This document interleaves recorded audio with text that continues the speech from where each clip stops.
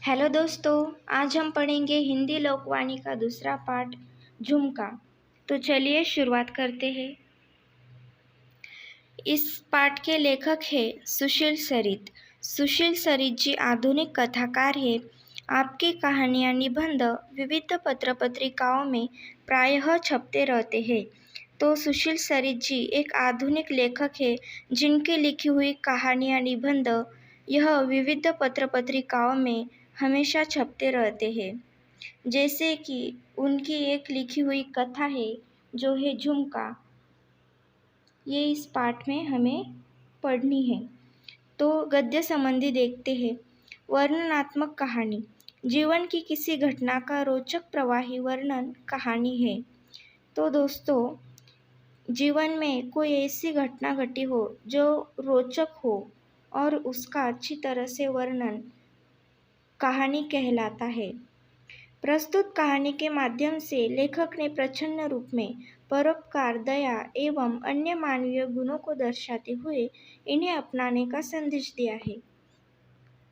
इस कहानी में जो पात्र है उनके अंदर परोपकार, दया जैसे गुण हैं जो इस कहानी में दर्शाए गए हैं, और वही गुण हमारे अंदर भी होते हैं जिसे हमें अपनाना चाहिए। तो अब हम पाठ शुरू करते हैं। कांति ने घर का कोना कोना ढूंढ मारा। एक एक अलमारी के नीचे बिछे कागज तक उलटकर देख लिए। बिस्तर हटाकर दो दो बार झाड़ डाला, लेकिन झुमका न मिला न मिलना था। न मिला। तो कांति जो है वो झुमका ढूंढ रही थी। उसका झुमका खो गया था जिसे वो अपने घर में हर जगह ढूंढ रही थी। घर के कोने कोने में, अलमारी के नीचे बिछे कागज उलट कर देख लिए, बिस्तर हटाकर देख लिया, लेकिन उसका झुमका उसे नहीं मिला।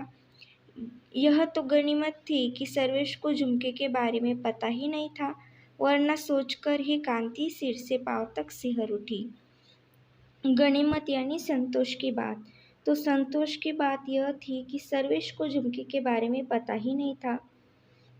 तो यह सोचकर ही कांति सिर से पांव तक सिहर उठी। सिहर उठना यानी कि भय से कांपना। उसने वह सोचा ही और उसे भय महसूस हुआ, यानी कि उसे डर महसूस हुआ।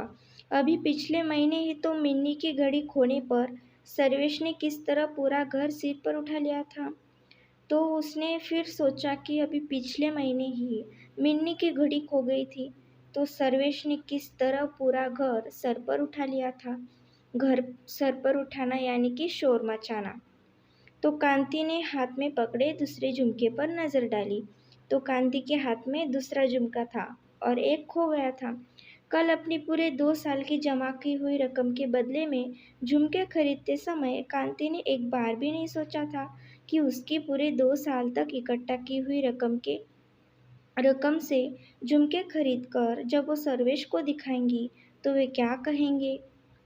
तो कल जब पूरे 2 साल की जमा की हुई रकम के बदले, यानी कांति ने 2 साल तक पैसे जमा किए थे और उसके बदले झुमके झुमके खरीदे थे, लेकिन खरीदते समय उसने एक बार भी नहीं सोचा कि जब हम ये झुमके खरीदेंगे और सर्वेश को दिखाएंगे तो वे क्या कहेंगे।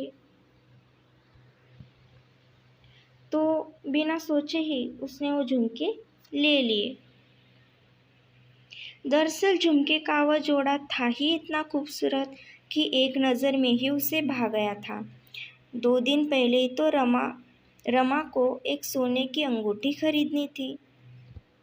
तो दरअसल झुमके का वह जोड़ा इतना खूबसूरत था कि कांति को वह भा गया, एक नज़र में ही भा गया, यानी पसंद आना। तो 2 दिन पहले ही तो रमा को एक सोने की अंगूठी खरीदनी थी। रमा जो थी वह कांति की दोस्त थी। वही शोकेस में लगे झुमके को देखकर कांति ने उसे निकलवा लिया। तो कांति भी रमा के साथ थी। तो कांति ने क्या किया, उसकी नज़र जैसे ही झुमके पर पड़ी उसने वही झुमका निकलवा लिया। दाम पूछे तो कांति को विश्वास ही नहीं हुआ कि इतना खूबसूरत और 4 तोले का लगने वाला वह झुमका सेट केवल 2000 का हो सकता है।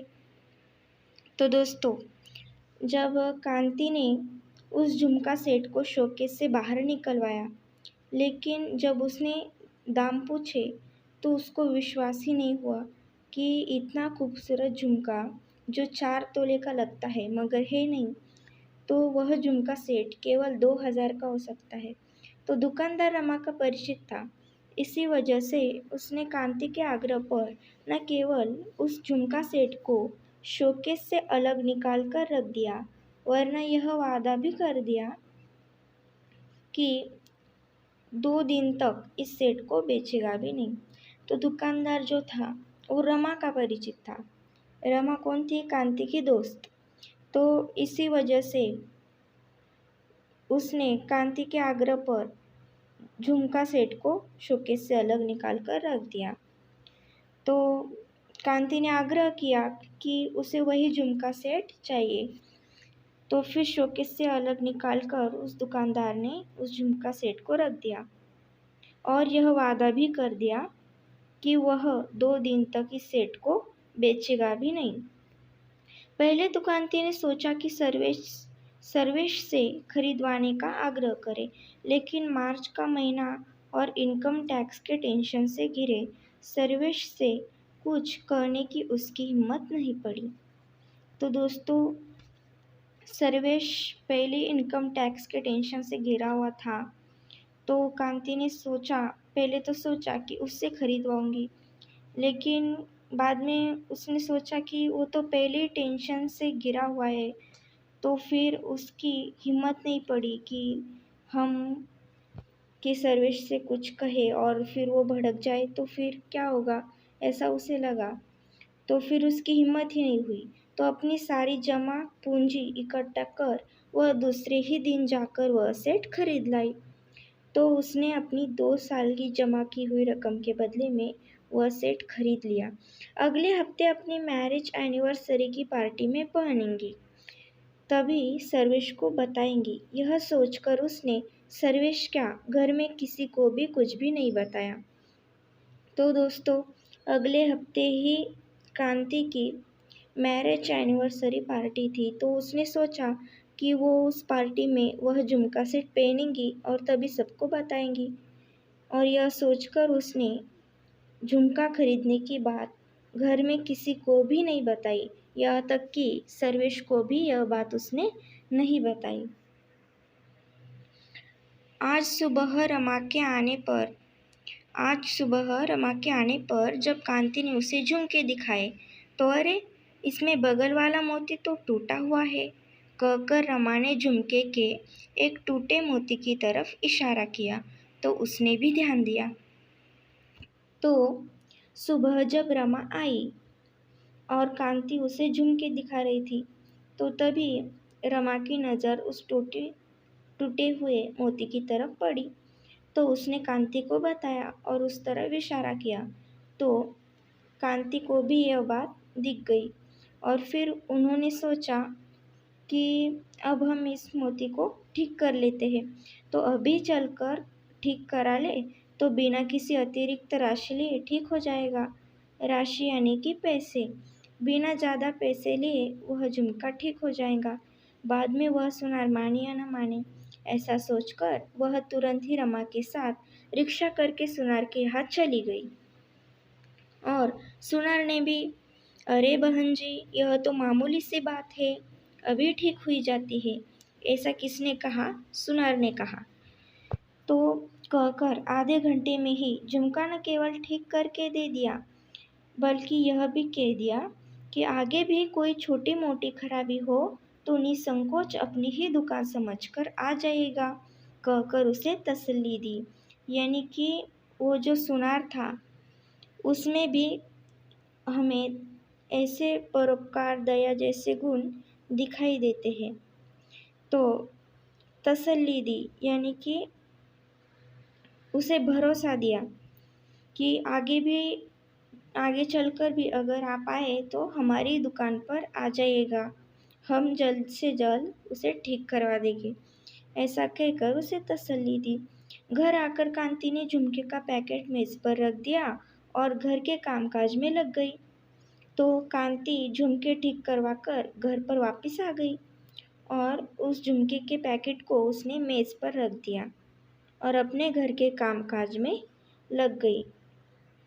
अब कामकाज निपटा कर जब कांति ने पैकेट को अलमारी में रखने के लिए उठाया तो उसमें एक ही झुमका नजर आ रहा था। दूसरा झुमका कहाँ गया, यह कांति समझ ही नहीं पा रही थी। सुनार के यहाँ से तो दोनों झुमके लाई थी, इतना कांति को याद था। तो देखिए दोस्तों, कांति सुनार के यहाँ से दोनों झुमके लाई थी और उस पैकेट को उसने मेज पर रख दिया था। लेकिन अचानक क्या हुआ, जब वो अपना काम निपटा कर वापस आई और उस पैकेट को देखा तो उसमें एक ही झुमका नज़र आ रहा था। तो उसके मन में सवाल आया कि दूसरा झुमका आखिर गया तो गया कहाँ। तो कांति यह समझ ही नहीं पा रही थी। तो दोस्तों, अब तक हमने देखा कि कैसे कांति का झुमका खोने पर वो अपना झुमका पूरे घर में ढूंढ रही थी और किस तरह उसने रमा के साथ जाकर झुमका सेट खरीदा और किसी को भी इस बारे में कुछ भी नहीं बताया। किस तरह उसने सोचा कि वह झुमका सेट वह अपनी मैरिज एनिवर्सरी पार्टी में पहनेंगी, तभी सबको बताएंगी। और फिर रमा ने उस टूटे हुए मोती की तरफ इशारा करके कांति को बताया कि ये झुमका सेट में से एक झुमके का मोती टूटा हुआ है। तो फिर वो दोनों गई सुनार की यहाँ, वहाँ से वो ठीक करा लिया। फिर वापस आई कांति अपने घर, अपना कामकाज निपटा लिया उसने। और जैसे वो अलमारी में उस झुमके को रखने के लिए गई, उसने देखा कि अरे इसमें से एक झुमका गायब है। तो अब हम आगे की कहानी अगले वीडियो में देखेंगे, क्योंकि दोस्तों अगर यह पूरा पार्ट मैं आपको एक ही वीडियो में समझाऊंगी तो यह वीडियो बहुत लंबी हो सकती है और फिर आपको यह बोर हो सकता है। इसीलिए मैं यह पार्ट 2 पार्ट में समझाऊंगी। दूसरा पार्ट आपको तुरंत मिले इसलिए आप इस चैनल को तुरंत सब्सक्राइब करें। तो मिलते हैं अगले वीडियो में।